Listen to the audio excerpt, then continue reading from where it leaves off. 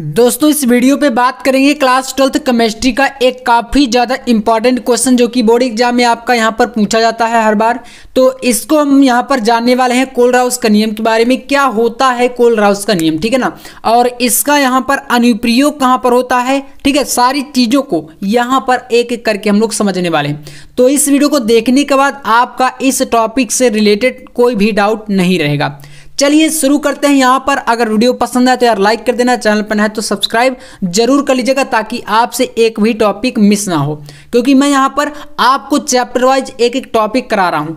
तो देखिए कोलराउस के नियम के बारे में समझते हैं। इस नियम के अनुसार क्या होता है, देखिए तो इस नियम के अनुसार अनंत तनुता पर क्या होता है, देखिए अनंत तनुता पर किसी विद्युत अपघट्य की मोलर चालकता विलयन में उपस्थित धनायनों तथा ऋणायनों की मोलर चालकताओं के योग के बराबर होती है। बस इतना आप समझ गए तो समझ लीजिए पूरा नियम क्या है आपका, ये फिनिश है।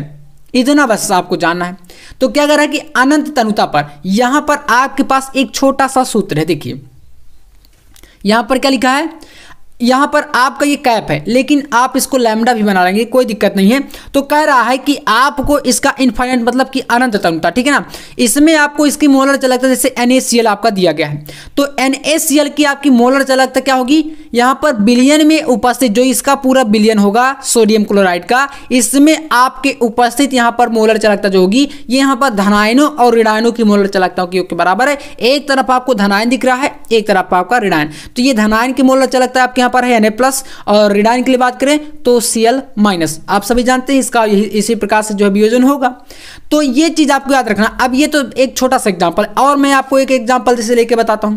मान लीजिए आपके पास हम ले लेते हैं, हमारे पास है यहां पर इसी प्रकार से कैप इनफाइनाइट यानी कि अनंत तनुता पर किसके लिए, तो मान लीजिए आप लेते हैं इस बार BaCl2 के लिए, ठीक है ना, BaCl2 के लिए। तो इसका क्या बनेगा, बोलेंगे यहां पर भैया बन जाएगा हमारा इसका लैम्डा इनफाइनाइट, ठीक है। और यहाँ पर आपका एक जो है प्लस का आपको लेना है ना, तो यहाँ पर आप ले सकते हैं Ba और Cl2 है ना, तो इसमें आपका 2+ साइन यहाँ पर लगेगा, ठीक है। और इसके बाद यहाँ पर आइए इधर देखते हैं, जब इतना आप जोड़ देंगे यहाँ पर तो इधर क्या बचेगा, इधर आपका बन जाएगा लैम्डा और यहाँ पर क्या है इनफाइनाइट, ठीक है ना।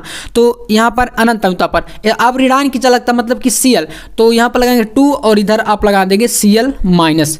मतलब समझ रहे हैं, ये आपका एक धनायन की चालकता हो गई और एक ऋणायन की चालकता होगी। इसी प्रकार से यहाँ पर भी किया गया है, एक आपके पास धनायन है यहाँ पर और एक ऋणायन है। तो एक बार फिर से समझ लीजिए, बहुत ईजी है। इस नियम के अनुसार अनंत तनुता पर किसी भी विद्युत अपघट्य की मोलर चालकता विलयन में उपस्थित धनायनों और ऋणायनों की मोलर चालकताओं के योग के बराबर होती है। यहाँ पर बीच में प्लस का चिन्ह है और योग यही होता है, ठीक है।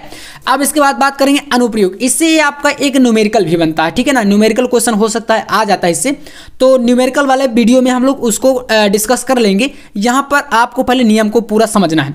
देखिए अनुप्रयोग में वियोजन की कोटि के बारे में कैसे यहां पर ज्ञात करेंगे, वियोजन की कोटि क्या होती है, तो थोड़ा सा ध्यान से समझिएगा, ठीक है ना, बहुत इंपॉर्टेंट है। पूरा थ्योरी के साथ यहां पर अच्छे तरीके से पूछा जाता है। तो वियोजन की कोटि में देख लिखना है, किसी सांद्रता पर विद्युत अपघट्य की मोलर चालकता तथा अनंत तनुता पर। आप देखिए पहले कहा गया किसी सांद्रता पर, एक चीज क्लियर नहीं है यहां पर, ठीक है, किसी सांद्रता पर विद्युत अपघट्य की मोलर चालकता तथा अनंत तनुता पर विद्युत अपघट्य की मोलर चालकता के अनुपात को वियोजन की कोटि कहते हैं। मतलब आप देखिए वियोजन की कोटि बराबर क्या है आपका यहाँ पर, cap Cm upon cap infinite M। मतलब इसको समझ रहे हैं, एक तो आपकी यहाँ पर क्या है सांद्रता पर कोई मतलब विद्युत अपघट्य की मोलर चालकता है, और एक नीचे वाला क्या है अनंत तनुता पर विद्युत अपघट्य की मोलर चालकता। पहले वाला यहाँ पर डिसाइड नहीं तो इसको हम सी कर दिए, और ये मतलब एक सूत्र है, इसको आपको याद रखना है एक बेसिक तरीके से। और बाकी का यहाँ पर हमने नीचे लिखा भी है कि यहाँ पर ये सब चीज़ें क्या हैं। तो देख लीजिए जो आपका कैप Cm इक्वल टू ये क्या है आपका किसी सांद्रता जो C है, मतलब C का मतलब समझ रहे हैं, जो आपका यहाँ पर ऊपर घात के टाइप में चढ़ा है। तो मतलब इसका मतलब है कि किसी सांद्रता C पर विद्युत अपघट्य की क्या है मोलर चालकता है।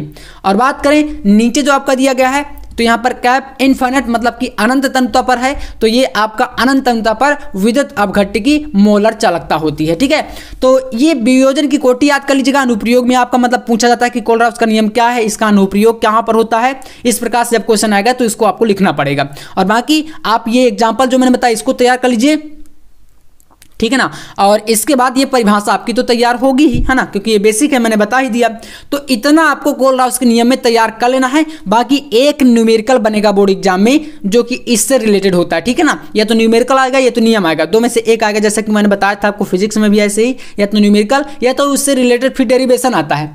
तो यहाँ पर इसको तैयार कर लीजिएगा। जो न्यूमेरिकल का पार्ट है उसको हम जो है न्यूमेरिकल वाले वीडियो में जल्द आने वाला है, उसको हम लोग डिस्कस कर लेंगे, ठीक है। तो वीडियो को लाइक कर दीजिएगा, चैनल पर नए तो सब्सक्राइब जरूर कर लेना ताकि आने वाली वीडियो का नोटिफिकेशन आपसे बिल्कुल मिस ना हो, ठीक है ना। तो चलिए मिलते हैं नेक्स्ट वीडियो में नेक्स्ट टॉपिक के साथ, तब तक के लिए जय हिंद, वंदे मातरम।